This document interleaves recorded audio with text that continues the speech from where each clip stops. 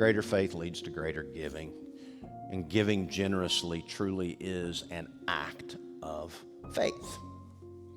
When we give part of our income to God, essentially we're saying three things, okay? Three simple things. God, I want to be a part of what you're doing.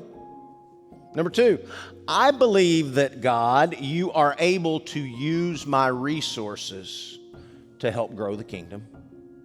And three, I trust that the dollars that I keep, what I have left, is going to be enough to meet my needs. Essentially, we're saying those three things. So what keeps us from being generous toward God?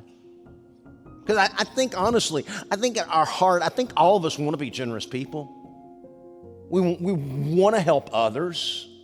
What keeps us from that? And I think it's two things. One, we did not have a model of generosity lived out before us. And there's various reasons for that. I mean, my parents grew up in the 1940s in southeast Kentucky, God's country, right? Okay. It was the Depression. And you're going to say, well, Pastor Chris, I thought the Great Depression happened in the 30s. Kentucky's behind on everything, okay? But there were times it really didn't affect a lot of people because poor was poor. And you can't subtract nothing from nothing.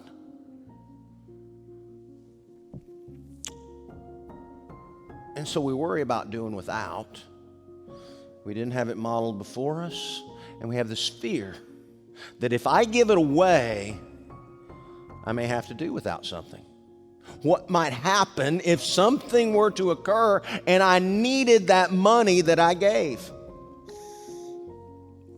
In the Old Testament, God gave the nation of Israel. It's what the Old Testament is about, is the history of the nation of Israel, okay? A couple thousand years of history, 3,000 years of history.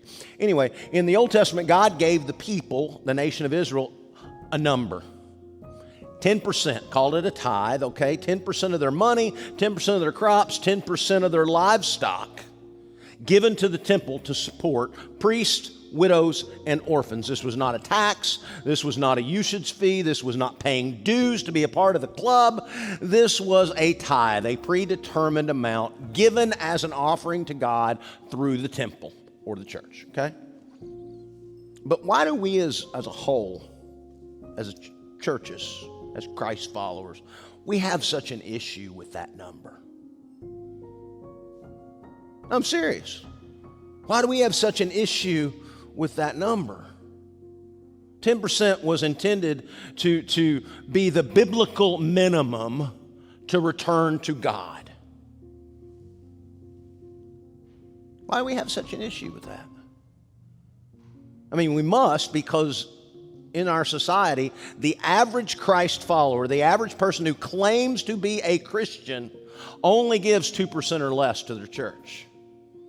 2% or less of their income. I mean, we give 22% to the government, right?